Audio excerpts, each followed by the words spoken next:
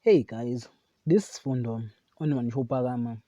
Tonight on Imbewu, Zetulele and Spongile are blissful in each other's arms. They enjoying the love of them, and it seems like Zetulele is committed on Spongile, and Spongile is things that Zetulele using her on his needs.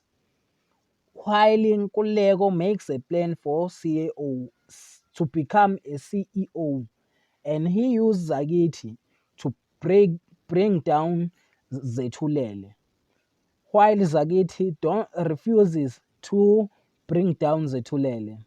Kanyo and Zwandile finally have their longest waited moment to be together, and Zwandile, it seems like, is into Kanyo and tell that the thing he want is him. But Kanyo, it seems like, is scared to start the love with Mzwandile. That is for tonight. Thanks for watching. Don't forget to like and comment and subscribe. Therefore, thanks.